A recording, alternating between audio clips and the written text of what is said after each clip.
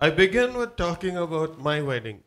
ನನ್ನ ಮದುವೆಯ ಕುರಿತು ನಾನು ಹೇಳೋದಕ್ಕೆ ನಾನು ಬಯಸ್ತೇನೆ. So I got married in Bangalore. ನಾನು ಬೆಂಗಳೂರಲ್ಲೇ ನನಗೆ ಮದುವೆ ಆಗಿದ್ದು.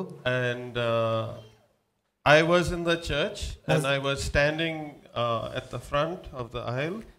ಸಭೆಯಲ್ಲಿ ಮದುವೆ ಆಯಿತು, ಮುಂದೆ ಕುಳಿತಿದ್ದೆ. And I turned around and I was watching my beautiful bride walking down. ನಾನು ಅಲ್ಲಿ ನಿಂತಿರ್ಬೇಕಂದ್ರೆ ನನ್ನ ಸುಂದರವಾದ ಹೆಂಡತಿ ನಡ್ಕೊಂಡ್ ಬಂದಿದ್ದ ನಾನು ನೋಡಿದೆ. And in the first row were two of my aunties sitting. ಮೊದಲನೇ ಒಂದು ಪಂಕ್ತಿಯಲ್ಲಿ ನನ್ನ ಇಬ್ಬರು ಆಂಟಿಗಳು ಕುಳಿತಿದ್ರು. And they were saying, turn around, you have to face the front. ನಾನು ನೋಡಿ ಅವ್ರು ಹೇಳಿದ್ರು, ಮುಂದೆ ತಿರುಗು, ಮುಂದೆ ನೋಡ್ಬೇಕಂದ್ರು.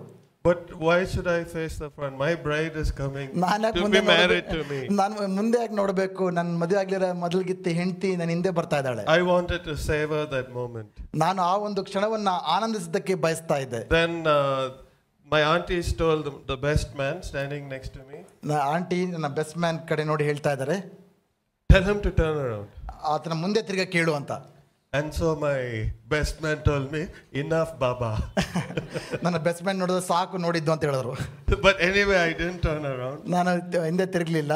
Today I want to talk about a story of a wedding. ನಾನು ಇವತ್ತು ಒಂದು ಮದುವೆಯ ಒಂದು ಕಥೆಯನ್ನ ನಾನು ಹೇಳೋದಕ್ಕೆ ಬಯಸ್ತೇನೆ. And it's a story Jesus told. ಈ ಕಥೆ ಹೇಳಿದ್ದು ಯಾರಂದ್ರೆ ಯೇಸು ಸ್ವಾಮಿಯೇ. And he spoke parables. ಅದನ್ನು ಸಾಮ್ಯದ ರೂಪದಲ್ಲಿ ದೇವರ ವಾಕ್ಯವನ್ನು ತಿಳಿಸಿದ್ರು. And many parables were about the kingdom of heaven. ಆತನು ಹೇಳಿದಂತ ಅನೇಕ ಸಾಮ್ಯಗಳು ಅದು ದೇವರ ರಾಜ್ಯಕ್ಕೆ ಸಂಬಂಧಪಟ್ಟದಾಗಿತ್ತು.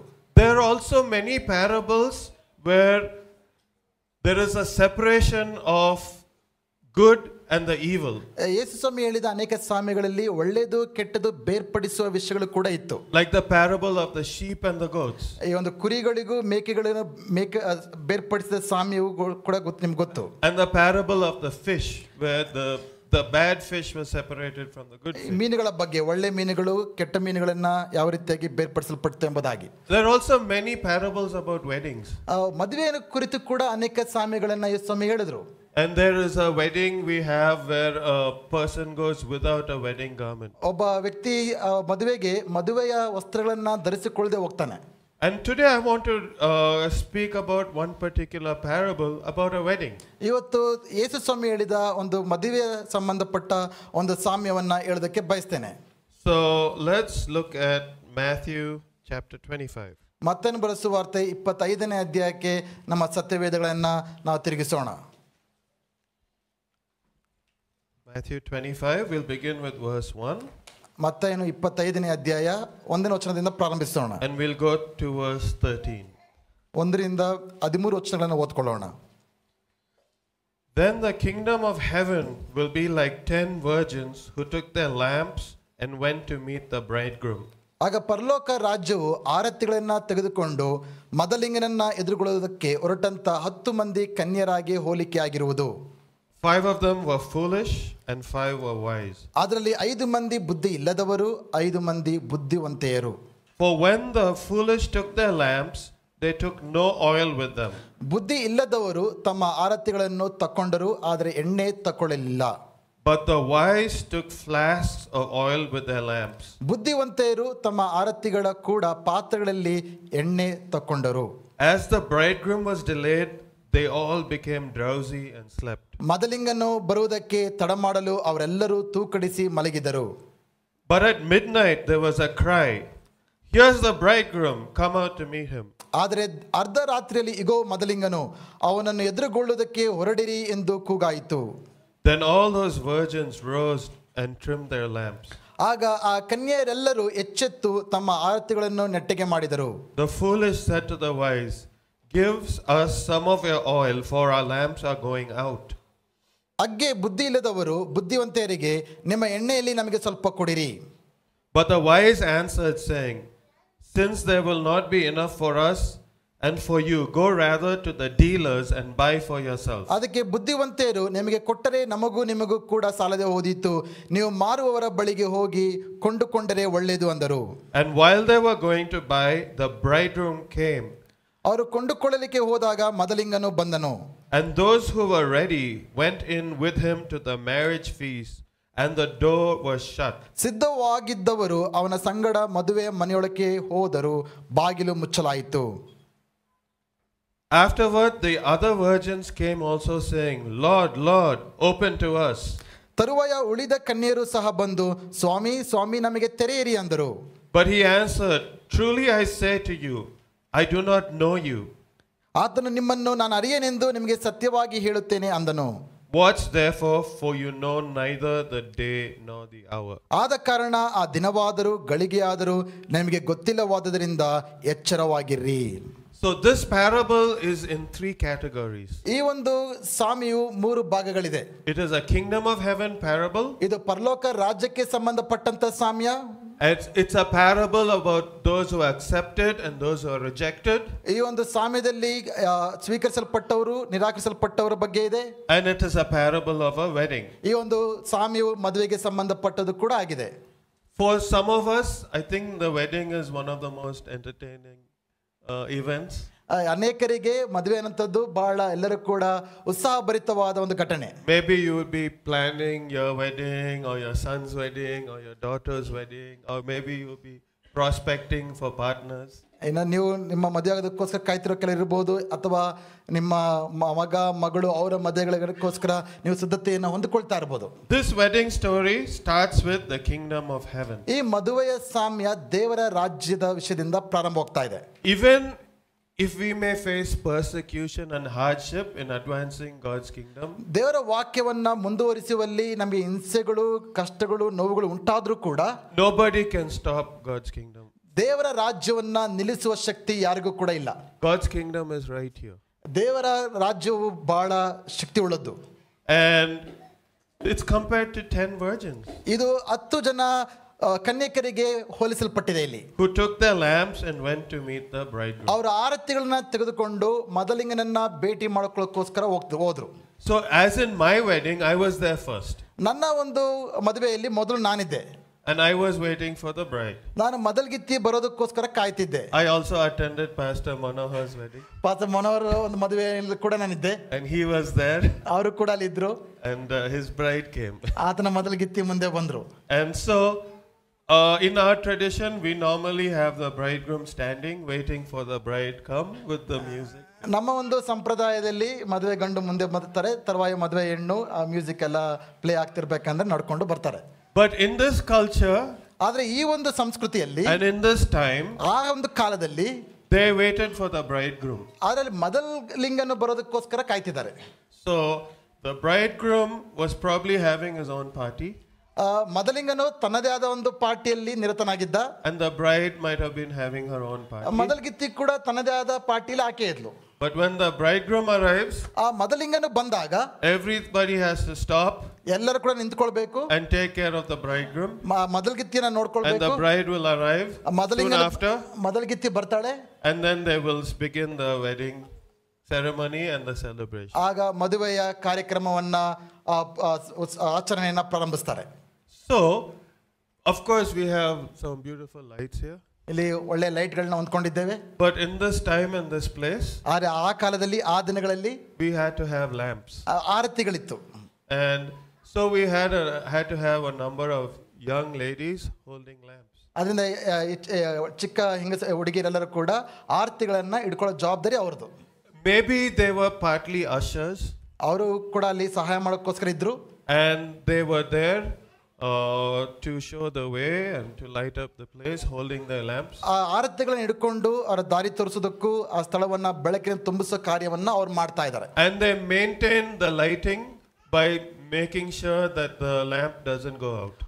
ಅವರ ಜವಾಬ್ದಾರಿ ಏನಂದ್ರೆ ಆರತಿಯಲ್ಲಿ ಬೆಳಕು ಆರದಂತೆ ನೋಡಿಕೊಳ್ಳುವಂಥದ್ದು. How does the lamp not go out? ಈ ಒಂದು ಆರತಿ ಆರ ಹೋಗದಿರ್ಬೇಕಂದ್ರೆ ಏನ್ ಮಾಡ್ಬೇಕು?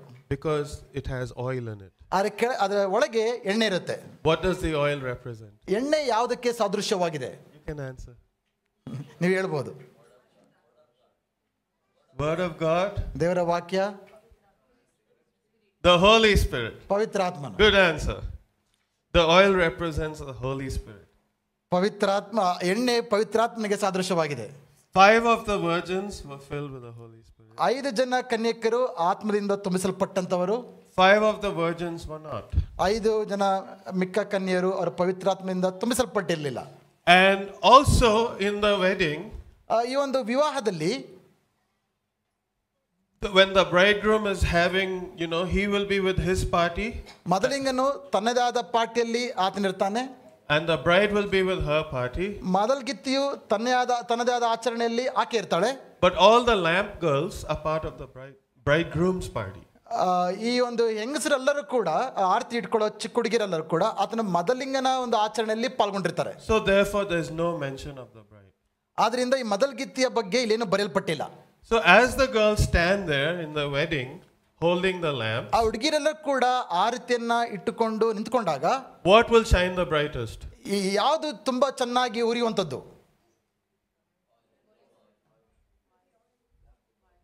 Their faces. ಅವರ ಮುಖಗಳು. You know why? ಯಾಕೆ ಗೊತ್ತಾ? They're all virgins, right? ಅವರೆಲ್ಲರೂ ಕೂಡ ಕನ್ಯರಲ್ವಾ? What happens in weddings? ಮದುವೆಗಳಲ್ಲಿ ಏನ್ ನಡೆಯುತ್ತೆ? People will go prospecting for future partners. ಬೇರೆಲ್ಲರೂ ಕೂಡ ಅವ್ರ ಮುಂದೆ ಮದುವೆ ಆಗ್ಲಿಕ್ಕಿರುವ ಗಂಡನ್ನ ಹುಡುಕೋ ಕೆಲಸ ಕೂಡ ಮಾಡ್ತಾರೆ. So if the girls are there holding the lamps, ಈ ಹೆಣ್ಮಕ್ಳೆಲ್ಲ ಆರತಿಗಳು ಇಟ್ಕೊಂಡಿದ್ದಾರೆ ಅಂದ್ರೆ, the lamp is in the hand, ಅವರ ಕೈಯಲ್ಲಿ ಆರತಿ ಇದೆ, their face will glow the brightest. ಅವರ ಮುಖಗಳು ತುಂಬಾ ಕಾಂತಿಯಿಂದ ಅದು ಚೆನ್ನಾಗಿರುತ್ತೆ. Therefore the young men or their parents or whoever or attending the wedding, ಆದ್ರಿಂದ ಈ ತಂದೆ ತಾಯಂದಿರು ಹೆಣ್ಣು ಮಕ್ಕಳು ಸಂಬಂಧಪಟ್ಟ ಯಾರೆಲ್ಲ ಇದಾರೋ ಅವರೆಲ್ಲರೂ ಕೂಡ are forced to pay attention to these virgins. ಈ ಒಂದು ಕನ್ಯೆಯರ ಮೇಲೆ ಅವ್ರ ಮೊದಲ ನೋಟ ಬೀಳುತ್ತೆ. Yes. And so therefore if they get in and they get selected to be the lamp lady, ಆದ್ರಿಂದ ಅವ್ರು ಆರಿಸಲ್ಪಟ್ಟು ಈ ಆರತಿ ಇಟ್ಟುಕೊಳ್ಳುವ ಜವಾಬ್ದಾರಿ ಅವ್ರು ಸಿಕ್ಕಿದ್ರೆ they're also securing their future. ಅವರು ತಮ್ಮ ಭವಿಷ್ಯತ್ತನ್ನು ಕೂಡ ನೋಡ್ಕೊಳ್ತಾ ಇದ್ದಾರೆ ಸಮಯದಲ್ಲಿ. So that was one of the purpose. So if you didn't get selected, maybe you have less chance because everyone is thinking about marriage in the wedding. ಆರತಿಯ ಹಿಡ್ಕೊಳ್ಳೋ ಜವಾಬ್ದಾರಿ ನಿಮ್ಗೆ ಸಿಕ್ಕಿಲ್ಲ ಅಂದ್ರೆ ನಿಮಗೊಂದು ನಿರಾಶೆಯ ಒಂದು ಸಂಗತಿ, ಯಾಕಂದ್ರೆ ನೀವು ಅದಕ್ಕೆ ಅವಕಾಶನ ಕಳ್ಕೊಳ್ತಾ ಇದ್ದೀರಾ. So therefore now when the bridegroom has to come to the wedding, who is under whose authority is he? Who tells him, okay, now it's time, now you have to go? ಈಗ ಈ ಮೊದಲಿಂಗನು ಆ ಸಮಯಕ್ಕೆ ಅಲ್ಲಿ ಬರ್ಬೇಕಂದ್ರೆ ಆತನ ಮೇಲೆ ಉಸ್ತುವಾರಿ ವಹಿಸೋರು ಯಾರು? ಈ ಸಮಯದಲ್ಲಿ ಬರಬೇಕು ಅಂತ ಆತನಿಗೆ ಹೇಳುವವರ ಅಧಿಕಾರ ಯಾರಿಗಿದೆ? Because until that time he is under somebody. ಆತನು ಆ ಸಮಯದಲ್ಲಿ ಅಲ್ಲಿಗೆ ಬರುವವರೆಗೂ ಆತ ಇನ್ನೊಬ್ಬನ ಅಧಿಕಾರದಲ್ಲಿದ್ದಾನೆ. So who tells the bridegroom you can go on? ಆ ಮೊದಲಿಂಗನಿಗೆ ಈಗ ಸಮಯ ಆಗಿದೆ ನೀನು ಹೋಗು ಅಂತ ಹೇಳುವುದು ಯಾರು? Any guess? ಯಾರು ಹೇಳ್ಬಲ್ಲಿರಾ? Father. ತಂದೆ. The father would say culturally, ಆ ಒಂದು ಸಂಸ್ಕೃತಿಯಲ್ಲಿ ಆ ಮದುವೆ ಗಂಡಿನ ತಂದೆ ಹೇಳ್ತಾರೆ, okay, everybody get ready, come on bridegroom, come on son, get ready, we're going to go over there. ತಂದೆ ಹೇಳ್ತಾನೆ ಮೊದಲಿಂಗನಿಗೆ, ಮಗನೇ ಸಮಯ ಆಗಿದೆ ನಾವೆಲ್ಲರೂ ಕೂಡ ಹೋಗೋಣ ಎಂಬುದಾಗಿ. And it could have possibly been a long late night celebration. ಇದು ಬಹಳ ರಾತ್ರಿ ಉದ್ದಕ್ಕೂ ಕೂಡ ನಡೆಯುವಂತ ಆಚರಣೆ ಆಗಿರುತ್ತೆ. That's why we need lights. ಆ ಕಾರಣ ನಮಗೆ ಆರತಿಗಳ ಅಗತ್ಯವಿದೆ. And even the bridegroom doesn't make that decision or doesn't know when he's going to go over for the wedding. ಮೊದಲಿಂಗನು ಕೂಡ ಗೊತ್ತೋ ಇರಲ್ಲ ಯಾವಾಗ ಈ ಒಂದು ಮದುವೆಗೆ ಆತನ ಸಿದ್ಧನಾಗಿ ಹೋಗ್ಬೇಕಂತ ಆತನು ಕೂಡ ಗೊತ್ತಿರೋದಿಲ್ಲ. The father says, come on son, let's go. ತಂದೆ ಹೇಳ್ತಾನೆ, ಮಗನೇ ಸಮಯ ಬಂದಿದೆ ಹೋಗೋಣ ಎಂಬುದಾಗಿ. And they decide to go. ಆಗ ಅವರು ಹೋಗೋದಕ್ಕೆ ತೀರ್ಮಾನಿಸ್ತಾರೆ. Today I'm looking at my watch. ಇವತ್ತು ನನ್ನ ವಾಚ್ ನೋಡ್ಕೊಳ್ತಾ ಇದ್ದೇನೆ. Because I don't want to go over time. ಯಾಕಂದ್ರೆ ಸಮಯನ ದಾಟಿ ಹೋಗೋದಕ್ಕೆ ನನಗೆ ಇಷ್ಟ ಇಲ್ಲ. Those days there was no watches. ಆ ದಿನಗಳಲ್ಲಿ ವಾಚ್ಗಳಿಲ್ಲ. At the most there might be a sundial. ಅಲ್ಲಿ ಸೂರ್ಯನ ಒಂದು ಇದರಿಂದ ನೋಡ್ಕೊಳ್ತಾ ಇದ್ರು ಅಷ್ಟೇ. But when the sun has set, how do they know that? ಆ ಸೂರ್ಯ ಅಸ್ತಮ ಆದ್ಮೇಲೆ ಸಮಯ ಬಗ್ಗೆ ಹೆಂಗ್ ಗೊತ್ತಾಗುತ್ತೆ ಅವರಿಗೆ? So they were there. ಅವರೆಲ್ಲ ಕೂಡ ಅಲ್ಲಿದ್ರು. The 10 virgins together. 10 ಕನ್ಯಕರು ಒಟ್ಟಿಗಿದ್ರು. Some were prepared. ಕೆಲವರು ಸಿದ್ಧರಾಗಿದ್ರು. Some were not prepared. ಕೆಲವರು ಸಿದ್ಧರಾಗಿರ್ಲಿಲ್ಲ. And they were biding, even though the bridegroom had not come, they were just there without the oil. ಆ ಮೊದಲಿಂಗ ಇನ್ನೂ ಬಂದಿಲ್ಲ, ಆದ್ರೂ ಕೂಡ ಎಣ್ಣೆ ಇಲ್ಲದೆ ಅವರೆಲ್ಲ ಸುಮ್ಮನೆ ಇದ್ದಾರೆ. And so suddenly the news came, probably ahead of the bridegroom came some people running, or maybe they were riding on horses or something, so they came quickly to the marriage place. ಮೊದಲಿಂಗನು ಬರೋದಕ್ಕಿಂತ ಮುಂಚೆ ಆತನ ಮುಂದೆ ಕೆಲವು ಜನರು ಕುದುರೆಗಳ ಮೇಲೆ ಬಂದಿರಬಹುದು, ಹೇಗೋ ಬಂದಿರ್ತಾರೆ. ಅವ್ರು ಬಂದು ಮೊದಲಿಂಗನು ಬರ್ತಾ ಇದ್ದಾನೆ ಎಂಬ ಸುದ್ದಿಯನ್ನ ಈ ಮೊದಲಿಗಿತ್ತಿಯವರಿಗೆ ತಿಳಿಸಿರ್ತಾರೆ. And they bring the word, the bridegroom is coming. ಅವರು ಕೂಡ ಮೊದಲಿಂಗನಿಗೆ ಸುದ್ದಿಯನ್ನು ತೆಗೆದುಕೊಂಡು ಹೋಗ್ತಾರೆ, ಮೊದಲಿಗಿತ್ತಿ ಬರ್ತಾ ಇದ್ದಾಳೆ ಎಂಬುದಾಗಿ. Suddenly the girls without the oil, suddenly they realized, I don't know where their attention was on. ನನಗೆ ಗೊತ್ತಿಲ್ಲ ಈ ಎಣ್ಣೆ ಇಲ್ಲದಿರತಕ್ಕಂಥ ಕನ್ಯೆಯರ ಒಂದು ಗಮನ ಎಲ್ಲಿತ್ತೋ ಅವ್ರಿಗೆ ತಕ್ಷಣ ಅವರಿಗೆ ಟೆನ್ಷನ್ ಆಗ್ಬಿಡುತ್ತೆ. It's around midnight and they hear the bridegroom is coming. ಇದು ಮಧ್ಯರಾತ್ರಿಯ ಸಮಯ, ಮದಲಿಂಗನು ಬರ್ತಾ ಇದ್ದಾನೆ ಎಂಬ ಸುದ್ದಿ ಅವರಿಗೆ ಬಂದಿದೆ. Suddenly they realize that they need to get oil. ತಕ್ಷಣ ಅವರಿಗೆ ಅರಿವಾಗ್ತಾ ಇದೆ, ಅರೆ ನಮಗೆ ಎಣ್ಣೆ ಬೇಕು ಎಂಬುದಾಗಿ. So last few days I spent with my family members. ಕೆಲವು ದಿನಗಳಿಂದ ನನ್ನ ಕುಟುಂಬದ ಒಟ್ಟಿಗೆ ನನ್ನ ಸಮಯವನ್ನು ಕಳೆದಿದೆ. And I said, I need to buy something. I need to go to the store. ನಾನು ಹೇಳಿದೆ, ನಾನು ಅಂಗಡಿಗೆ ಹೋಗ್ಬೇಕು, ಕೆಲವು ವಸ್ತುಗಳನ್ನ ಖರೀದಿಸಬೇಕೆಂಬುದಾಗಿ ಹೇಳಿದೆ. And some malls are nearby. I might need to shop. ನಾನು ಮಾಲ್ಸ್ ಎಲ್ಲ ಇತ್ತು, ಹೋಗಿ ಶಾಪಿಂಗ್ಗೋಸ್ಕರ ಹೋಗ್ಬೇಕಾಗಿತ್ತು. There's some Phoenix Mall, something nearby our home. ನಮ್ಮ ಮನೆ ಹತ್ರ ಫೀನಿಕ್ಸ್ ಮಾಲ್ ಇದೆ. And some Soul Space Arena. Soul Space Arena ಅಂತ ಒಂದಿದೆ. So my nephew, he took me to the Soul Space Arena. ನನ್ನ ಅಕ್ಕನ ಮಗ ಸೋಲ್ ಸ್ಪೇಸ್ ಅನ್ನೋ ಸ್ಥಳಕ್ಕೆ ಕರ್ಕೊಂಡು ಹೋಗ್ತಾನೆ. Then we saw the building was shut down. ಈಗ ನೋಡ್ತೇವೆ ಆ ಒಂದು ಕಟ್ಟಡನೇ ಮುಚ್ಚಲ್ಪಟ್ಟಿದೆ.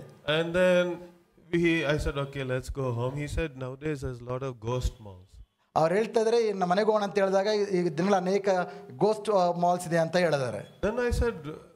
Then I said, what about that store? What about that store? He said, those stores are all empty. ನಾನು ಕೇಳಿ ಆ ಒಂದು ಅಂಗಡಿ ಏನಾಯ್ತು, ಈ ಅಂಗಡಿ ಏನಾಯ್ತು, ಅವೆಲ್ಲ ಕೂಡ ಮುಚ್ಚೋಗಿದೆ ಅಂತ ಹೇಳಿದ್ರು. There's a store called More, which was about couple of 2 kilometers from our house. ನಮ್ಮ ಮನೆಯಿಂದ ಮೋರ್ ಅಂತ ಇನ್ನೊಂದು ಅಂಗಡಿ ಇದೆ, ಅದು 2 ಕಿಲೋಮೀಟರ್ ದೂರ ನಮ್ಮ ಮನೆಯಿಂದ. So I said, I want to go to More. ನಾನು ಹೇಳಿದೆ, ನಾನು ಮೋರ್ಗೆ ಹೋಗ್ತೀನಿ ಅಂತ ಹೇಳಿದೆ. My mom said it will be all empty.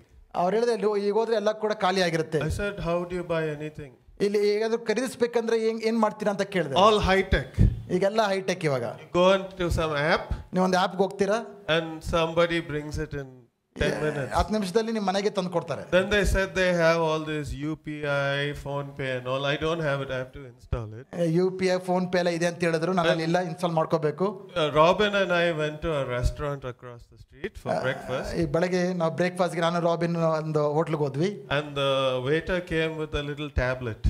ಈ ಒಂದು ವೇಟರ್ ಕೂಡ ಒಂದು ಟ್ಯಾಬ್ ಇಟ್ಕೊಂಡು ಬರ್ತಾರೆ. He tapped something. ಆ ಟ್ಯಾಬ್ ನ ಮುಟ್ಟುತ್ತಾರೆ. And Robin did something on his phone. Robin ಏನೋ ಮಾಡಿದ್ರು ಫೋನ್ ಅಲ್ಲಿ. It's all really high tech and I was little amazed. ಎಲ್ಲ ಹೈ ಟೆಕ್ ನೋಡಿ ನನಗೆ ಬಹಳ ಆಶ್ಚರ್ಯ ಆಯ್ತು. So if you need to buy oil at midnight, I don't know whether you can use those apps. ಈ ಮಧ್ಯರಾತ್ರಿಯಲ್ಲಿ ಅವರು ಎಣ್ಣೆ ತಗೋಬೇಕಂದ್ರೆ ಅವತ್ತು ಆ ಆಪ್ಗಳನ್ನು ಉಪಯೋಗಿಸಕ್ಕೆ ಆಗ್ತಿತ್ತಿರೋ ಗೊತ್ತಿಲ್ಲ ನನಗೆ. Is it possible? Will they come at midnight? ಮಧ್ಯರಾತ್ರಿಯಲ್ಲಿ ಬಂದು ಎಣ್ಣೆ ಕೊಡ್ತಾರಾ ನಿಮಗೆ? Yeah? ಕೊಡ್ತಾರಾ? Yes. Okay. We have two answers, both yes and no, so I don't know. ಇಲ್ಲಿ ಎರಡು ಉತ್ತರ, ಕೆಲವರು ಹೌದು ಅಂತ ಹೇಳ್ತೀರಾ, ಕೆಲವರು ಇಲ್ಲ ಅಂತ ಹೇಳ್ತಾ ಇದ್ದೀರಾ. I'm sure you're all better planned and better organized and buy your oil before those what's that? ನೀವೆಲ್ಲ ಬಹಳ ಮುಂಚೆನೆ ಪ್ಲಾನ್ ಮಾಡ್ಕೊಳ್ಳುವಂತ ಜನರು ಆ ತರ ಪರಿಸ್ಥಿತಿಗೆ ಬರೋದಿಲ್ಲ. Zomato and something else. Zepto before the Zepto guy comes. Yeah. So anyway, I still remember Amazon. ಆ ದಿನಗಳಲ್ಲಿ ಇನ್ನೂ ಅಮೆಜಾನ್ ಬಗ್ಗೆನೇ ನೆನಪಿದೆ. I ordered something on Amazon. Amazon ಅಲ್ಲಿ ಏನೋ ಒಂದು ಆರ್ಡರ್ ಮಾಡಿದೆ. Came after 2 days. 2 ದಿನ ಆದ್ಮೇಲೆ ಬಂತು. Then my nephew told me, just told me I ordered it on Zepto. It would have come in 10 minutes. ಆಗ ನನ್ನ ಅಕ್ಕನ ಮಗ ಹೇಳ್ತಾನೆ, ನನಗೆ ಹೇಳಿದ್ರೆ ನಾನು ಜೆಪ್ಟೋಲ್ ಆರ್ಡರ್ ಮಾಡ್ತಾ ಇದ್ದೆ, 10 ನಿಮಿಷದಲ್ಲಿ ಬಂದಿರೋದು ಅಂತ. I do not know what these girls, where they had to go at midnight to get oil. I don't think it would have been easy. ಹೆಣ್ಣು ಮಕ್ಕಳು ಅರ್ಧ ರಾತ್ರಿಯಲ್ಲಿ ಹೋಗಿ ಎಲ್ಲಿ ಎಣ್ಣೆ ತಗೊಂಡ್ಬರ್ತಾರೋ ಗೊತ್ತಿಲ್ಲ, ಅದು ಬಹಳ ಕಷ್ಟಕರವಾದ ವಿಷಯ ಅವ್ರಿಗೆ. The stores might have been closed. ಅಂಗಡಿಗಳು ಮುಚ್ಚಲ್ಪಟ್ಟಿರ್ಬೋದೇನೋ. And so therefore it might have been a struggle. They might have had to go wake somebody up or say, hey, open your store, I need oil urgently, this is the bridegroom, he's here, ಅವ್ರು ಹೋಗಿ ಅಂಗಡಿ ಅವ್ರನ್ನ ಎಬ್ಬಿಸ್ಬಿಟ್ಟು, ಈಗ ಮೊದಲಿಂಗನ ಬರ್ತಾ ಇದ್ದಾನೆ, ಎಣ್ಣೆ ಬೇಕು, ಆ ರೀತಿ ಎಲ್ಲ ಅವರು ಪಚಿತಿ ಪಟ್ಟಿರ್ಬೋದು. But these girls had a better idea at first. ಈ ಹೆಣ್ಮಕ್ಳಿಗೆಲ್ಲ ಮುಂಚೆ ಒಂದು ಐಡಿಯಾ ಇತ್ತು, ಒಳ್ಳೆ idea. Let me borrow their oil. ಬೇರೆಯವರ ಅಂತ ಕೇಳಿ ಪಡ್ಕೊಳ್ಳೋಣ ಅಂತ. So that we can all share. We're all good friends, let's all share. ನಾವೆಲ್ಲರೂ ಕೂಡ ಒಳ್ಳೆ ಸ್ನೇಹಿತರಲ್ವಾ, ಒಬ್ರೊಬ್ರು ನಾವು ತಗೊಳ್ಳೋಣ ಅಂತ ಪ್ಲಾನ್ ಮಾಡ್ಕೊಂಡಿದ್ರು. But sometimes you should say no to your friends. ನೀವು ಗೊತ್ತಾ, ಕೆಲವೊಂದು ಸಮಯಗಳಲ್ಲಿ ನಿಮ್ಮ ಸ್ನೇಹಿತರಿಗೆ ಇಲ್ಲ ಅಂತ ಹೇಳ್ಬೇಕು ನೀವು. Because of their poor planning. ಅವರ ಒಂದು ತಪ್ಪು ಕಾರ್ಯಗಳಿಂದ they cannot put you in a bad situation. situation and make you be there without enough oil to shine your lamp. ಅವರು ಮಾಡಿದ ತಪ್ಪುಗಳಿಂದ ನೀವು ಕೂಡ ಎಣ್ಣೆ ಇಲ್ಲದೆ ನೀವು ಕೂಡ ಕಷ್ಟಕ್ಕೆ ಸಿಲುಕುವ ರೀತಿಯಲ್ಲಿ ಅವ್ರು ಮಾಡ್ಬಿಡ್ತಾರೆ. No is a good word to learn. ಇಲ್ಲ ಅಂತ ಹೇಳೋದು ಬಹಳ ಒಳ್ಳೆ ಪದ. You can't do everybody favors all the time. ಎಲ್ಲರಿಗೂ ಕೂಡ ನೀವು ಒಳ್ಳೆಯದನ್ನೇ ಯಾವಾಗಲೂ ಕೂಡ ಮಾಡ್ತಾ ಇರೋದಕ್ಕೆ ಸಾಧ್ಯ ಇಲ್ಲ. I'm not telling you not to be kind and not to be generous. ನೀವು ಒಳ್ಳೆಯವರಾಗಿರಬಾರ್ದು, ನೀವು ಬೇರೆಯವ್ರ ಮೇಲೆ ಕನಿಕರ ತೋರಿಸುವಂತ ಜನರು ಆಗಿರಬಾರ್ದು ಅಂತ ನಾನು ಹೇಳ್ತಾ ಇಲ್ಲ. Please be kind and please be generous. ದಯವಿಟ್ಟು ದಯೆ ತೋರಿಸುವಂತ ಜನರು, ಕನಿಕರ ತೋರಿಸುವಂತ ಜನರು ನೀವು ಆಗಿರಬೇಕು. But also know when to say no. ಆದ್ರೆ ಯಾವಾಗ ನೀವು ಇಲ್ಲ ಅಂತ ಹೇಳ್ಬೇಕು ಅನ್ನೋದು ಕೂಡ ನೀವು ಕಲ್ತ್ಕೊಳ್ಬೇಕು. And you know what? ನಿಮ್ಗೊಂದು ವಿಷಯ ಗೊತ್ತಾ? If someone is filled with the Holy Spirit, ಇನ್ನೊಬ್ರು ಪವಿತ್ರಾತ್ಮದಿಂದ ತುಂಬಿಸಲ್ಪಟ್ಟಿರುವುದಾದ್ರೆ you can ask them to pray for you. ಅವರು ನಿಮಗೋಸ್ಕರ ಪ್ರಾರ್ಥನೆ ಮಾಡೋದಕ್ಕೆ ಕೇಳ್ಕೋಬಹುದು. And they can pray for you and anoint you and you get filled with the Holy Spirit. ಅವರು ನಿಮಗೋಸ್ಕರ ಪ್ರಾರ್ಥನೆ ಮಾಡಬಹುದು, ಅಭಿಷೇಕ ಮಾಡಬಹುದು, ನೀವು ಕೂಡ ಆತ್ಮನಿಂದ ತುಂಬಿಸಲ್ಪಡಬಹುದು. But if you don't have the Holy Spirit, ಆದ್ರೆ ನಿಮ್ಮೊಳಗೆ ಪವಿತ್ರಾತ್ಮ ಇರದೆ ಹೋದ್ರೆ, you need the Holy Spirit living inside of you. ನಿಮ್ಮೊಳಗೆ ಪವಿತ್ರಾತ್ಮನು ನಿವಾಸವಾಗುವಂತದ್ದು ಬಹಳ ಪ್ರಾಮುಖ್ಯವಾದ ವಿಷಯ. And the only way is when we believe that Jesus died on the cross for our sins and he rose again, and we put our faith in Jesus. He gives us the free gift of salvation. ನಾವು ಯಾವಾಗ ಯೇಸು ನನ್ನ ಪಾಪಗಳಿಗೋಸ್ಕರ ಆತನ ಶಿಲುಬೆಯ ಮೇಲೆ ಸತ್ತು ಎದ್ದನು ಎಂಬುದಾಗಿ ನಂಬುತ್ತೇವೋ ಆವಾಗ ನಾವು ರಕ್ಷಣೆ ಎಂಬ ಉಚಿತ ವರವನ್ನ ಪಡ್ಕೊಳ್ತೇವೆ. And the Holy Spirit comes to indwell us. ಆಗ ಪವಿತ್ರಾತ್ಮನು ನಮ್ಮೊಳಗೆ ನಿವಾಸ ಮಾಡೋದಕ್ಕೆ ಬರುವಂತರಾಗಿರ್ತಾನೆ. For the rest of our life. ನಮ್ಮ ಜೀವಿತ ಪರ್ಯಂತ ಕೂಡ ಇರುವಾತನಾಗಿದ್ದಾನೆ. I will briefly go to Ephesians 4:30. ಎಫೆಸರ ಬರೆದ ಪತ್ರಿಕೆ 4ನೇ ಅಧ್ಯಾಯಕ್ಕೆ ನಾನು ಸಂಕ್ಷಿಪ್ತವಾಗಿ ಹೋಗಲು ಬಯಸ್ತೇನೆ. It says, ಅಲ್ಲಿ ಬರೆಯಲ್ಪಟ್ಟಿದೆ, grieve not the Holy Spirit, ಪವಿತ್ರಾತ್ಮನನ್ನು ನೊಂದಿಸಬೇಡಿ, and do not grieve the Holy Spirit of God, by whom you were sealed for the day of redemption. ನೀವು ಆ ಒಂದು ರಕ್ಷಣೆಯ ದಿನಕ್ಕೋಸ್ಕರ ಮುದ್ರಿಸಲ್ಪಟ್ಟಂತ ಪವಿತ್ರಾತ್ಮನನ್ನ ನೀವು ನೊಂದಿಸಬೇಡಿ ಎಂಬುದಾಗಿ ಬರೆಯಲ್ಪಟ್ಟಿದೆ. The Holy Spirit is living inside of me. ಪವಿತ್ರಾತ್ಮನು ನಮ್ಮೊಳಗೆ ನಿವಾಸ ಮಾಡ್ತಿದ್ದಾನೆ. And will be there until the day I die. ನಾನು ಸಾಯುವವರೆಗೂ ಕೂಡ ನನ್ನ ಒಳಗೆ ಆತನು ಇರುವಾತನಾಗಿದ್ದಾನೆ. But I can also go to places where the Holy Spirit feels uncomfortable. ಅದು ಪವಿತ್ರಾತ್ಮನಿಗೆ ದುಃಖಪಡಿಸುವ ಸ್ಥಳಗಳಿಗೆ ನಾನು ಹೋಗಲು ಸಾಧ್ಯ. And my body is like a house. ನನ್ನ ದೇಹ ಅನ್ನೋದು ಒಂದು ಮನೆಯ ರೀತಿಯಲ್ಲಿದೆ. The Holy Spirit lives inside of me. ಪವಿತ್ರಾತ್ಮನು ನನ್ನೊಳಗೆ ನಿವಾಸ ಮಾಡ್ತಾನೆ. I have a little dog at home. ನನ್ನ ಮನೆಯಲ್ಲಿ ಒಂದು ಚಿಕ್ಕ ನಾಯಿ ಇದೆ. And we have a lot of kids coming for Bible study. Bible ಸ್ಟಡಿಗೆಲ್ಲ ಅನೇಕ ಹುಡುಗರು ನಮ್ಮ ಮನೆಗೆ ಬರ್ತಾರೆ. But certain kids the dog is afraid of. ಕೆಲವು ಹುಡುಗನ ಕಂಡ್ರೆ ನನ್ನ ನಾಯಿಗೆ ಭಯ. I don't know why. ನನಗೆ ಗೊತ್ತಿಲ್ಲ ಯಾಕೆ ಅಂತ. I don't know what they did to the dog. ನಾಯಿಗೆ ಅವ್ರು ಏನು ಮಾಡಿದ್ರೋ ಗೊತ್ತಿಲ್ಲ. But when the particular kid comes, ಆ ಒಂದು ಹುಡುಗ ನಮ್ಮ ಮನೆಗೆ ಬಂದಾಗ the dog will go hide in a corner. ನನ್ನ ನಾಯಿ ಹೋಗಿ ಮೂಲೆಯಲ್ಲಿ ಬಚ್ಚಿಟ್ಕೊಳ್ಳುತ್ತೆ. Uninvited guests into the body, ಅವರು ಹೇಳ್ದೆ ಕೇಳದೆ ಬಂದಿರ್ತಾರೆ ಅವರು. the Holy Spirit will go and hide in a corner. ಪವಿತ್ರಾತ್ಮನು ಆ ರೀತಿಯಾಗಿ ಮೂಲೆಯಲ್ಲಿ ಹೋಗ್ತಾರೆ. But when we are in the presence of God, like we had beautiful worship here and Leo was leading the worship. ಇವತ್ತು ಈ ರೀತಿಯಾಗಿ ದೇವರ ಸಾನ್ನಿಧ್ಯದಲ್ಲಿ ಇರ್ತೇವೆ, ಉತ್ತಮದ ಆರಾಧನೆ ಹೊಂದ್ಕೊಂಡ್ವಿ, ಲಿಯೋ ಆರಾಧನೆ ನಡೆಸಿದ್ರು. The Holy Spirit is very comfortable in our body. ನಮ್ಮ ದೇಹದಲ್ಲಿ ಪವಿತ್ರಾತ್ಮನು ತುಂಬಾ ಆನಂದವಾಗಿರಕ್ಕೆ ಸಾಧ್ಯ. And we see the Holy Spirit start manifesting itself. ಪವಿತ್ರಾತ್ಮನು ಆತನ ಪ್ರಕಟವಾಗೋದಕ್ಕೆ ಪ್ರಾರಂಭಿಸ್ತಾನೆ. And it fills the void in us. ನಮ್ಮೊಳಗಿರುವ ಖಾಲಿ ಸ್ಥಳಗಳನ್ನ ಆತನು ತುಂಬಿಸುವ ಆತನಾಗಿದ್ದಾನೆ. So these girls went out searching for oil. ಈ ಹುಡುಗಿಯರೆಲ್ಲರೂ ಕೂಡ ಎಣ್ಣೆಯನ್ನು ಹುಡುಕೊಂಡು ಹೋಗ್ತಾರೆ ರಾತ್ರಿಯಲ್ಲಿ. But while they were going to buy, verse 10, 10ನೇ ವಚನದಲ್ಲಿ ಆ ಎಣ್ಣೆಯನ್ನ ಖರೀದಿಸಲಿಕ್ಕೆ ಅವರು ಹೋಗುವ ದಾರಿಯಲ್ಲಿದ್ದಾಗ the bridegroom came. ಮದಲಿಂಗನು ಬರ್ತಾನೆ. Those who were ready went in with him ಯಾರೆಲ್ಲ ಸಿದ್ಧವಾಗಿದ್ದರೋ ಆತನೊಟ್ಟಿಗೆ ಒಳಗೆ ಹೋಗ್ತಾರೆ. to the marriage feast. ಅವರು ವಿವಾಹದ ಆಚರಣೆಗೆ ಹೋಗ್ತಾರೆ. And the door was shut. ಬಾಗಿಲುಗಳು ಮುಚ್ಚಲ್ಪಡ್ತು. They were locked out of the marriage feast. ಆ ಒಂದು ಮದುವೆಯ ಔತಣದಿಂದ ಅವರು ಹೊರಹಾಕಲ್ಪಟ್ರು. I don't know if they managed to get any oil or not. ಅವ್ರ ಎಣ್ಣೆ ಸಿಗ್ತೋ ಇಲ್ವೋ ನಂಗೆ ಗೊತ್ತಿಲ್ಲ. Maybe not. ಸಿಗದೆ ಇರಬಹುದು. Considering the time of the night. ಆ ಒಂದು ರಾತ್ರಿಯ ಸಮಯ ಬಗ್ಗೆ ಯೋಚನೆ ಮಾಡಿದ್ರೆ ಅವ್ರಿಗೆ ಸಿಗದೆ ಇರಬಹುದು. But while they were going to buy, ಅವ್ರ ಎಣ್ಣೆನ ಹೋಗುವುದಕ್ಕೆ ಖರೀದಿಸಕ್ಕೆ ಹೋಗುವಾಗ the bridegroom came. ಮದಲಿಂಗನು ಬರ್ತಾನೆ. The bride, who does the bridegroom represent? ಮದಲಿಂಗನು ಯಾರಿಗೆ ಸಾದೃಶ್ಯವಾಗಿದ್ದಾನೆ?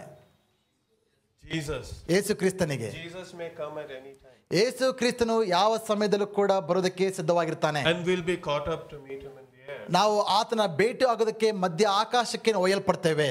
But even if our life ends before Jesus comes, ಯೇಸು ಸ್ವಾಮಿ ಬರೋದಕ್ಕಿಂತ ಮುಂಚೆ ನಮ್ಮ ಜೀವಿತ ಮುಗಿದೋದ್ರೆ, if we know him, ನಾವು ಆತನ ತಿಳಿದುಕೊಂಡಿರೋದಾದ್ರೆ we will meet him. ನಾವು ಆತನ ಭೇಟಿ ಆಗ್ತೇವೆ. But if we don't know him, ಆತನ ಬಗ್ಗೆ ನಮಗೆ ಪರಿಚಯ ಇಲ್ಲದೆ ಹೋದ್ರೆ the door is shut.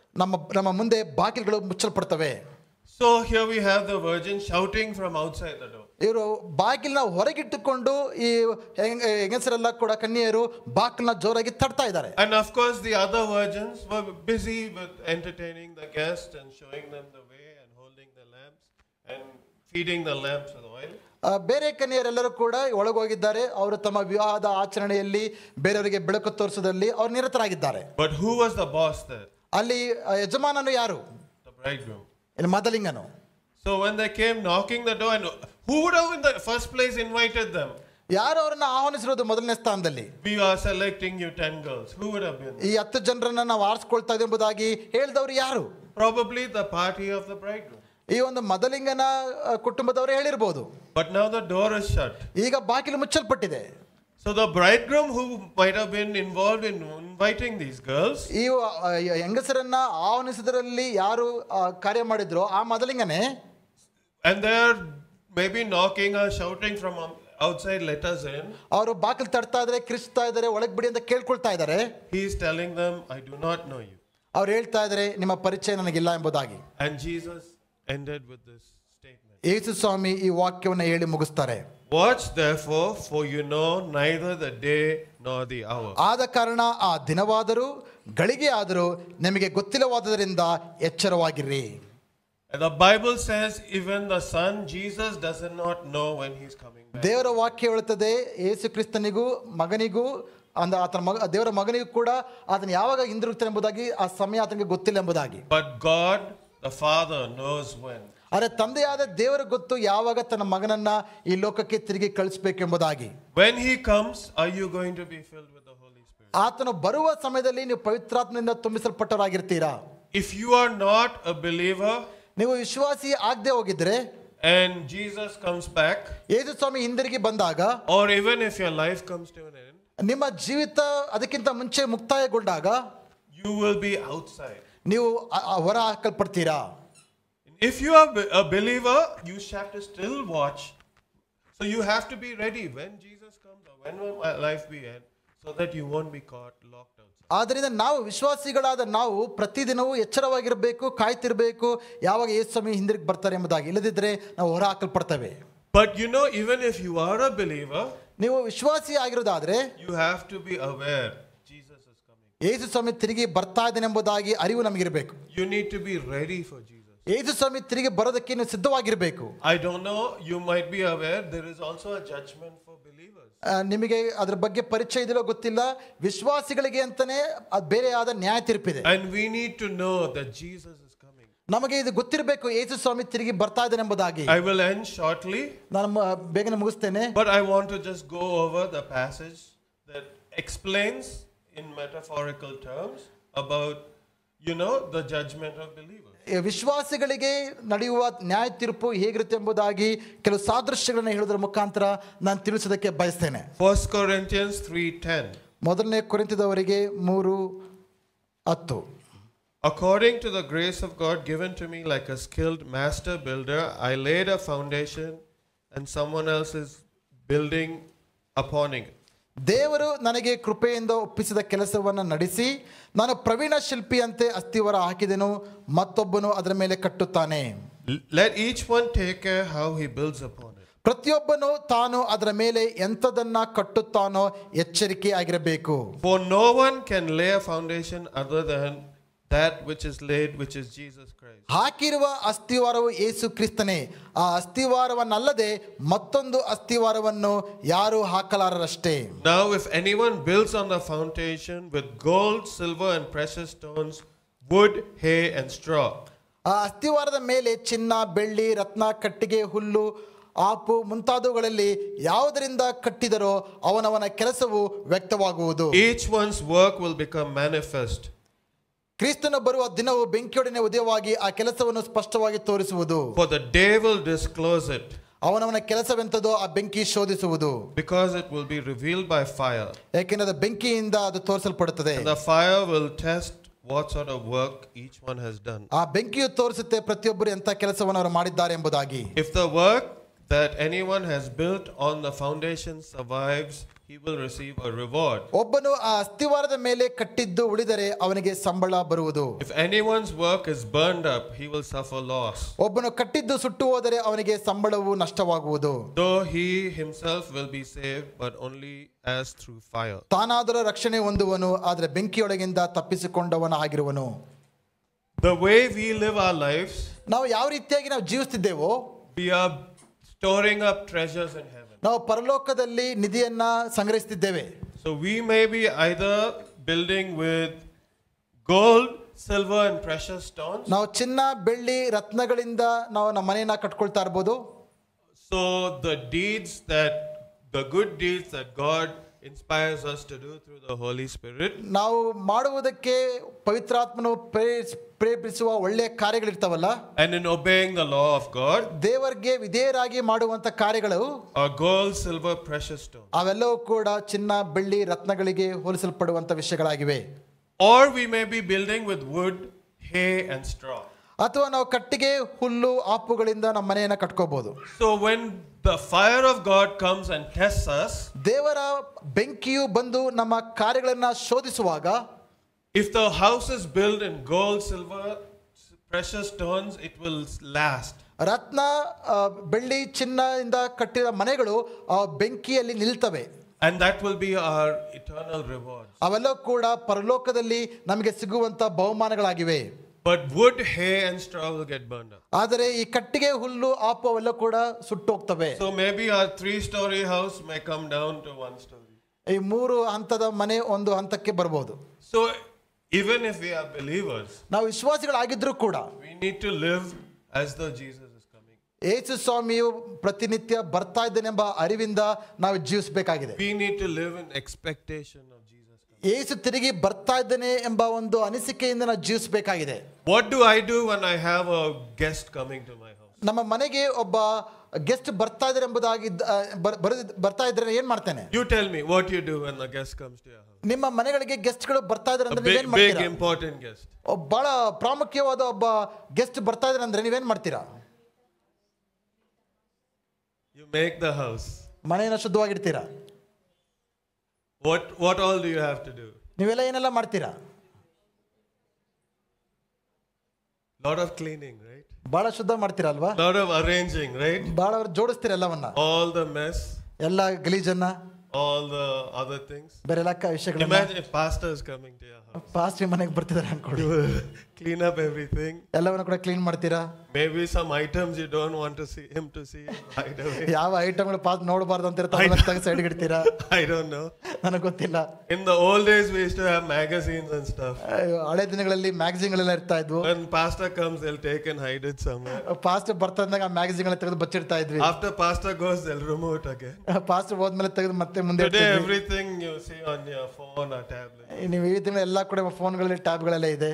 But you keep the house, you clean up the house, right? ನಿಮ್ಮ ಮನೆಗಳನ್ನ ಶುದ್ಧ ಮಾಡ್ತೀರಾ ಅಲ್ವಾ? Because the big guest is coming. ಯಾಕಂದ್ರೆ ದೊಡ್ಡ ಗೆಸ್ಟ್ ನಿಮ್ಮ ಮನೆಗೆ ಬರ್ತಾ ಇದ್ದಾರೆ. Jesus is coming. The Holy Spirit will help us clean up our house. ಯೇಸು ಸ್ವಾಮಿಯು ಬರುವಾಗ ಪವಿತ್ರಾತ್ಮನು ನಮ್ಮ ಜೀವಿತಗಳನ್ನ ಶುದ್ಧವಾಗಿ ಇಟ್ಕೊಳ್ಳೋದಕ್ಕೆ ಸಹಾಯ ಮಾಡುವ ಆತನಾಗಿದ್ದಾನೆ. And we keep our house clean because the Holy Spirit lives in us. ನಮ್ಮ ಮನೆಯನ್ನು ಶುದ್ಧವಾಗಿ ಇಟ್ಕೊಳ್ತೇವೆ ಯಾಕೆಂದ್ರೆ ನಮ್ಮ ಮನೆಯೊಳಗೆ ಪವಿತ್ರಾತ್ಮ ನಿವಾಸ ಮಾಡ್ತಿದ್ದಾನೆ. With that I will end. ಅದನ್ನ ಹೇಳಿ ನಾನು ಮುಗಿಸ್ತೇನೆ. If you do not know the Lord yet and you need to have salvation, ನೀವು ಯೇಸುವನ್ನ ಇನ್ನೂ ಅರಿಯದೆ ನೀವು ರಕ್ಷಣೆಯನ್ನು ಪಡ್ಕೊಳ್ಳೋದಕ್ಕೆ ನೀವು ಬಯಸುವುದಾದರೆ, please speak with Pastor Manohar or any of our dear people here. Pastor ಒಟ್ಟಿಗೆ ಆಗಲಿ ಬೇರೆ ಯಾರೊಟ್ಟಿಗೆ ಆಗಲಿ ದಯವಿಟ್ಟು ನೀವು ಮಾತನಾಡಿ. It is very easy. ಇದು ಬಹಳ ಸುಲಭ. Jesus paid everything. ಯೇಸು ಸ್ವಾಮಿಯು ಎಲ್ಲ ಬೆಲೆಯನ್ನು ಕಟ್ಟಿ ಮುಗಿಸಿದ್ದಾನೆ. He died on the cross for us. ನಮ್ಮ ಪಾಪಗಳಿಗೋಸ್ಕರ ಆತನ ಶಿಲುಬೆ ಮೇಲೆ ಸತ್ತನು. And he rose again. ಆತ ತಿರುಗಿ ಎದ್ದಿದ್ದಾನೆ. And it's a transaction. ಅದು ಒಂದು ವ್ಯಾಪಾರದ ರೀತಿಯಲ್ಲಿ. And when we believe him, ನಾವು ಆತನನ್ನು ನಂಬುವಾಗ we get the oil. ನಮಗೆ ಎಣ್ಣೆ ಸಿಗುತ್ತೆ. And we are ready ನಾವು ಸಿದ್ಧವಾಗಿದ್ದೇವೆ. We are ready for his return. ಆತನ ತಿರುಗಿ ಬರೋಣಗೋಸ್ಕರ ನಾವು ಸಿದ್ಧರಾಗ್ತೇವೆ. And we will not be like the foolish virgins. ನಾವು ಈ ಬುದ್ಧಿ ಇಲ್ಲದ ಕನ್ನಿಕೆಯರ ಹಾಗೆ ನಾವು ಇರೋದಿಲ್ಲ. They were locked out. ಅವರೆಲ್ಲ ಕೂಡ ಹೊರ ಹಾಕಲ್ಪಟ್ರು. They were not given entry. ಅವ್ರ ಒಳಗೆ ಪ್ರವೇಶ ಸಿಗ್ಲಿಲ್ಲ. And it was a sad day for them. ಅವರ ಜೀವಿತದಲ್ಲಿ ಬಹಳ ದುಃಖವಾದ ದಿನ ಅದಾಗಿತ್ತು. Because they delayed. ಯಾಕೆಂದ್ರೆ ಅವರು ಕಾದ್ಕೊಂಡೇ ಇದ್ರು. Suddenly they realized the bridegroom is going to come. ತಕ್ಷಣ ಅವರಿಗೆ ಗೊತ್ತಾಯಿತು ಮದಲಿಂಗನು ಬರ್ತಾ ಇದ್ದಾನೆ ಎಂಬುದಾಗಿ. They got alert. ಅವರಿಗೆ ಎಚ್ಚೆತ್ತುಕೊಳ್ತಾರೆ. And so I would like you, if you want to add some comments or any. Yes. ಎಲ್ಲ ಕೂಡ ಜೋರಾಗಿ ಚಪ್ಪಾಳೆ ತಟ್ಟಿದ್ರ ಮುಖಾಂತರ ಬ್ರದರ್ ಮಾರ್ಕಸ್ ನಾವು thank you brother Marcus, appreciate the word that you brought to us. ಎಷ್ಟು ಜನ ಸಿದ್ಧವಾಗಿದ್ದಾರೆ ಯೇಸು ಸ್ವಾಮಿ ತಿರುಗಿ ಬರೋದಕ್ಕೋಸ್ಕರ? ಯೇಸು ಸ್ವಾಮಿ ಬರ್ತಾರಂತ ಗೊತ್ತಾ ಅಥವಾ ಇಲ್ಲೇ ಇರೋಕ್ಕೆ ಸೆಟ್ಲ್ ಆಗ್ಬಿಟ್ಟಿದ್ದೀರಾ ಚೆನ್ನಾಗಿ?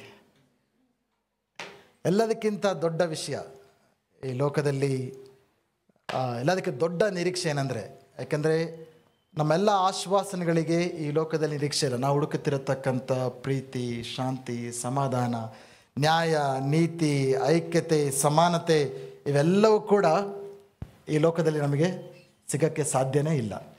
ಒಂದೊಂದು ಮಟ್ಟಕ್ಕೆ ಸಿಗ್ಬೋದಷ್ಟೇ. ಬಟ್ ಒಂದು ನಮ್ಮ ಪರಿಪೂರ್ಣವಾದ ನೀತಿ, ನ್ಯಾಯ, ಐಕ್ಯತೆ, ಸಮಾನತೆ, ಸಂತೋಷ, ಸಮಾಧಾನ, ಈ ಲೋಕದ ಎಲ್ಲ ದುಷ್ಟತನಗಳಿಗೆ ಪರಿಹಾರ ಅದು ಯಾವಾಗ? ಯೇಸು ಸ್ವಾಮಿ ಈ ಲೋಕಕ್ಕೆ ಬರುವಾಗ ಮಾತ್ರ. ಎಲ್ಲದಕ್ಕಿಂತ ದೊಡ್ಡ ಆಶೀರ್ವಾದ ಆತನ ರಾಜ್ಯದಲ್ಲಿ ನಾವು ಆತನ ಮಕ್ಕಳಾಗಿ ಭಾಗಿಗಳಾಗಿರೋದು. ಆಮೇನ್. ನಾವೊಂದು ಅರ್ಥ ಮಾಡ್ಕೊಳ್ಬೇಕು, ದೇವರ ಮಕ್ಕಳಾಗಿರೋಂಥ ನಾವು ಈ ಲೋಕದಲ್ಲಿ ಏನಿದ್ರೂ ಕೂಡ ಇಲ್ಲದೇ ಇದ್ರೂ ಕೂಡ ದೇವರು ಅದ್ಯಾಕೋ ನಾನು ಬಂದಾಗ ಮಾತ್ರ ಮೈಕ್ ಕೆಡಿಸ್ಬಿಡ್ತಾರೆ.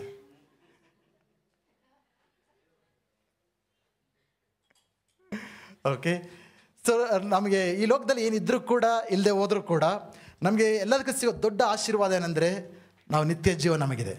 ಹಾಲೆಲೂಯ. ಅದನ್ನು ಅರ್ಥ ಮಾಡ್ಕೊಂಡಿದ್ದೀರಾ? ಎಷ್ಟೋ ಸರಿ ಇದಿಲ್ಲ ನನಗೆ, ಅದಿಲ್ಲ ಅಂತ ಕೊರಗ್ಬೋದು.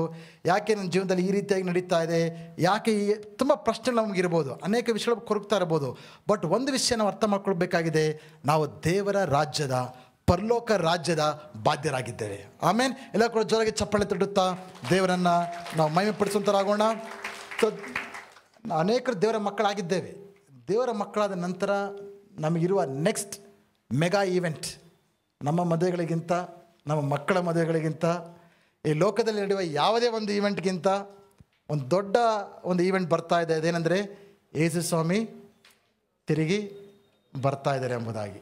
ಯಾವಾಗ ಬರ್ತಾ ಇದ್ದಾರೆ ಗೊತ್ತಾ ನಿಮಗೆ? ಯಾರಾದರೂ ಗೊತ್ತು ಅಂತ ಹೇಳಿದ್ರೆ ನಂಬೇಡಿ. ಅನೇಕರು ಇವತ್ತು ಯೂಟ್ಯೂಬ್ಗಳಲ್ಲಿ ಚಾನಲ್ಗಳನ್ನ ಮಾಡಿಕೊಂಡು ಇವಾಗ ಬರ್ತಾರೆ, ಯಾವಾಗ ಬರ್ತಾರೆ, ಚಂದ್ರನ ನೋಡಿ, ನಕ್ಷತ್ರ ನೋಡಿ, ಬ್ಲಡ್ ಮೂನ್ ನೋಡಿ, ವೈಟ್ ಮೂನ್ ನೋಡಿ, ಬ್ಲ್ಯಾಕ್ ಮೂನ್ ನೋಡಿ, ಆ ಪ್ಲಾನೆಟ್ಸ್ ನೋಡಿ ಯೇಸುಸ್ವಾಮಿ ಬರ್ತಾರೆ ಅಂತ ಹೇಳ್ತಾ ಇದ್ದಾರೆ. ಅವೆಲ್ಲ ಕೂಡ ಸುಳ್ಳು. ಸೂಚನೆಗಳಿರ್ತವೆ. ಯೇಸುಸ್ವಾಮಿ ಬರೋದಕ್ಕೆ ಏನೆಲ್ಲ ಸೂಚನೆಗಳಿದೆಯೋ ಆ ದೇವರ ವಾಕ್ಯದಲ್ಲಿ ನಾವಿದೆ. ಬಟ್ ನಾವು ಯಾವಾಗಲೂ ಕೂಡ ಪ್ರತಿನಿತ್ಯವೂ ಕೂಡ ಆತನ ಎದುರುಗೊಳ್ಳೋದಕ್ಕೆ ಸಿದ್ಧವಾಗಿರಬೇಕು. ಪರಲೋಕದಲ್ಲಿ ಬಹುಮಾನಗಳಿವೆ. ನಮ್ಮ ಜೀವನ ಆ ರೀತಿ ಜೀವಿಸ್ತಾ ಇದ್ದೀವಾ? ಯೇಸುಸ್ವಾಮಿ ಬಂದಾಗ ಆತನ ರಾಜ್ಯದಲ್ಲಿ ಬಹುಮಾನಗಳನ್ನ ಪಡ್ಕೊಳ್ಳೋ ರೀತಿನ ಜೀವಿಸ್ತಾ ಇದ್ದೀವಾ? ಯಾರಿಗೆ ಸಿಗುತ್ತೆ ಬಹುಮಾನ? ಏನಾದ್ರು ಕಟ್ಟಿರ್ಬೇಕಲ್ಲ ಮನೆ. ಇಲ್ಲಿ ಎಷ್ಟು ಮನೆ ಕಟ್ಟಿದ್ದೀರಾ ಅದಲ್ಲ, ಅಲ್ಲಿ ಮನೆ ಕಟ್ಟಿದ್ದೀರಾ. ಪರಲೋಕದಲ್ಲಿ ನಿಮ್ಮ ಮನೆಯನ್ನು ಕಟ್ಟಿದ್ದೀರಾ.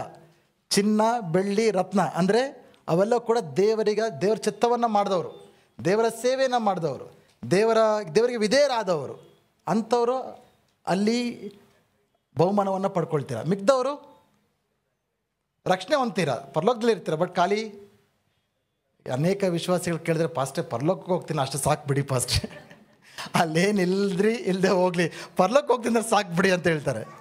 ಬಟ್ ಅಲ್ಲಿ ನೀವು ಆ ದಿನ ಬಂದಾಗ ನಿಮ್ಗೆ ಗೊತ್ತಾಗುತ್ತೆ ಅದು ಎಷ್ಟು ನಾಚಿಕೆಯಾದ ದಿನ, ಎಷ್ಟು ನೀವು ಅವಕಾಶಗಳು ಈ ಲೋಕದಲ್ಲಿ ಕಳ್ಕೊಂಡ್ರಿ ಅನ್ನೋದು. ಅದು ಭಾಳ